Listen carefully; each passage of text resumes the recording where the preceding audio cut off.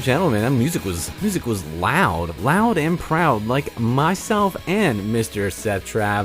Very happy to be with you here on yet another episode of the Switch It Up. So Seth Trav thought I was going to give him a chance to jump in. I can see him anxious, gnawing at the bit, I think is the phrase that they say. They do. Oh, I was gonna cut you off again, but it's good to hear you, my man. It's good to hear you. How are you? Good to hear you. I'm doing well.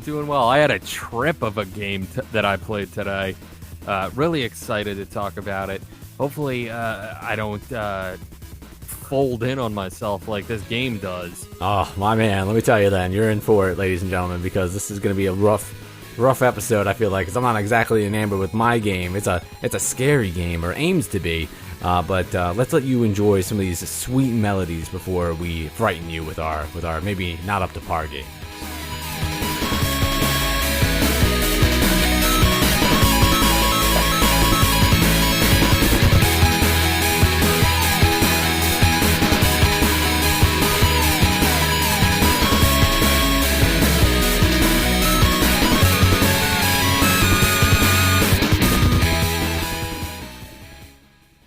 You know I gotta shut that music off as soon as it starts to get good.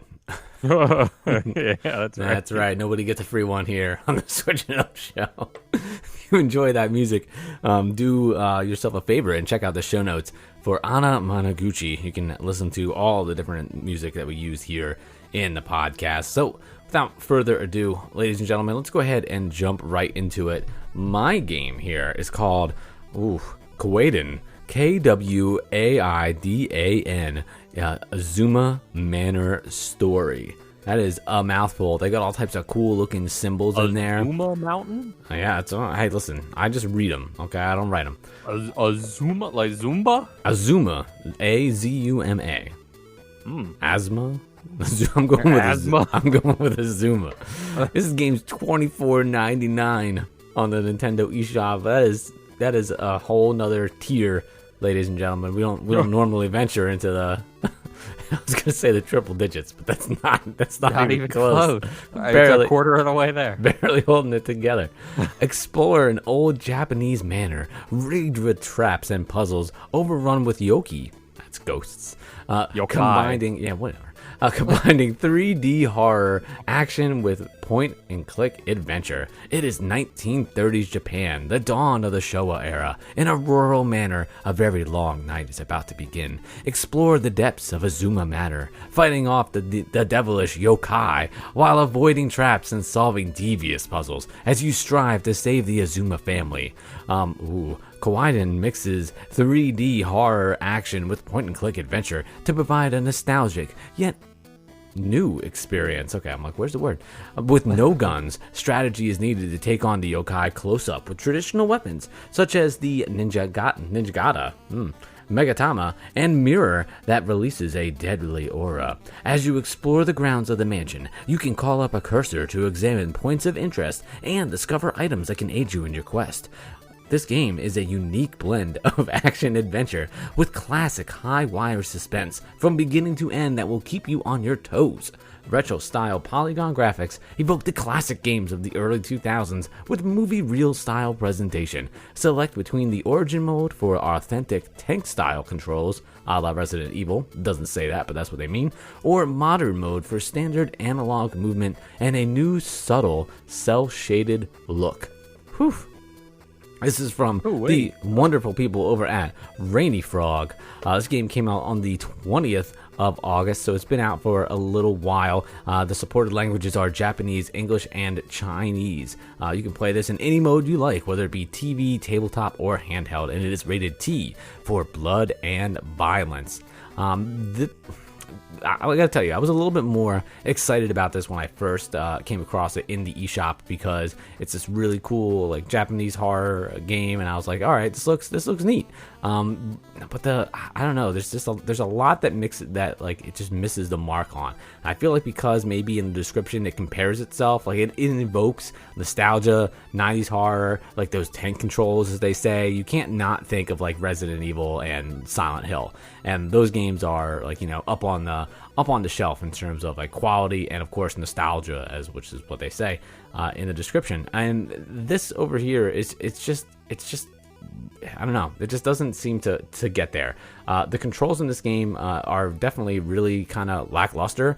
I went with the traditional controls because, like, even though I get what they're going for with that tank style, it just, like, it wasn't fun. It wasn't exactly fun then. Like, that's just how it was. It was your only choice back in Resident Evil. But now that we have different choices, I'm like, why would I put myself through that? I'm just gonna choose the regular mode.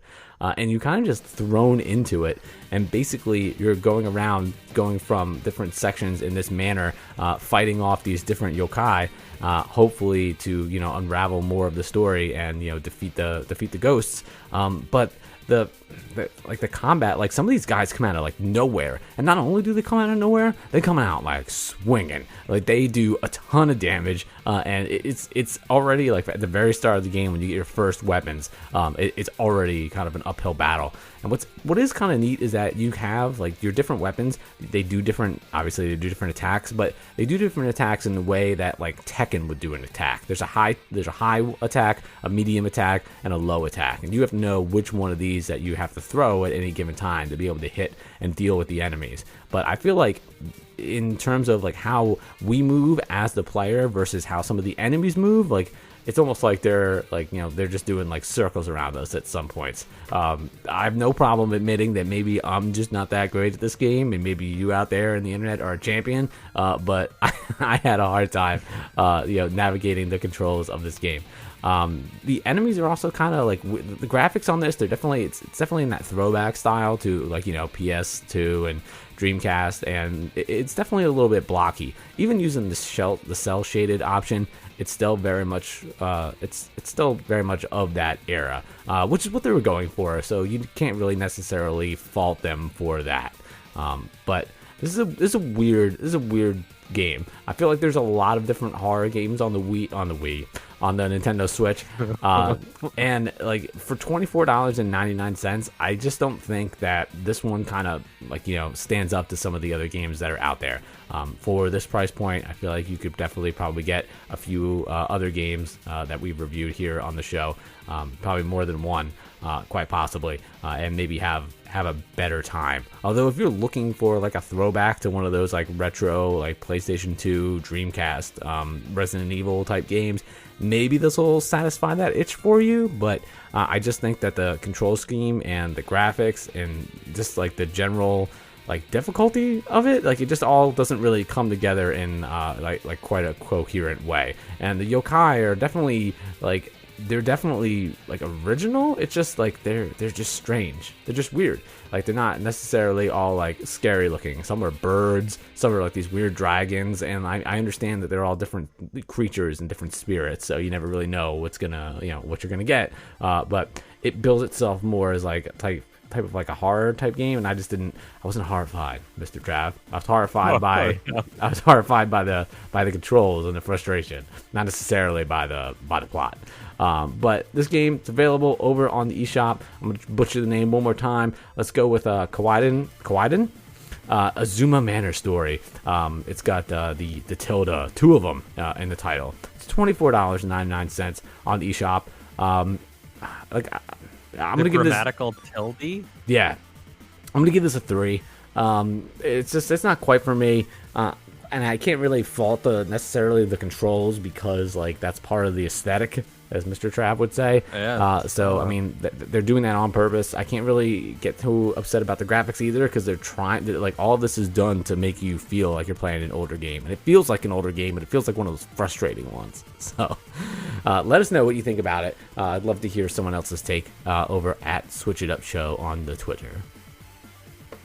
Nice. There you go. Yeah, I try. Yeah.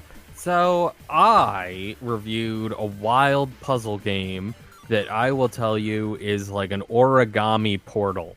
It's Manifold Garden. It came out August 18th, 2020. It's $19.99, and you get 100 gold coins when you purchase it digitally. Reimagine physics. Explore the infinite. Manifold Garden is a game that reimagines the laws of physics.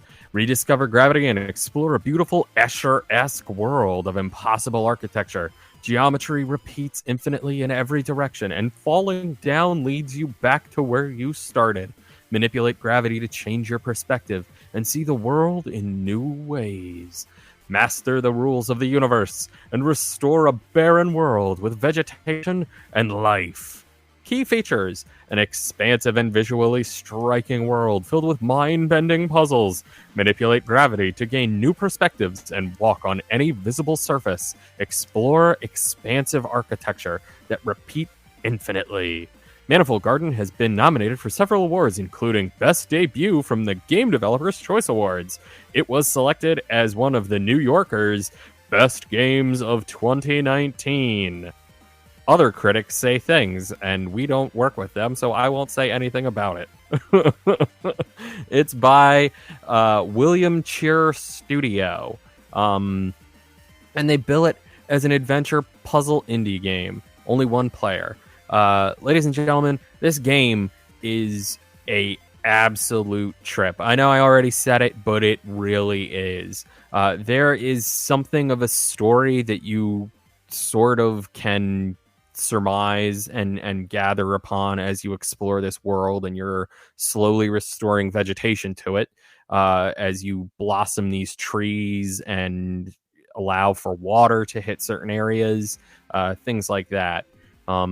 Most of the goals in this game do involve basically unlocking several doors, and more or less you're just constantly either trying to get lines to match up or to drop certain colored blocks on other certain colored blocks. And that will open up different doors for you to keep walking through. There are a lot of times in this game where it will seem... you'll definitely get confused, but it's almost disorienting where you are because of how you have to play with the geometry of everything.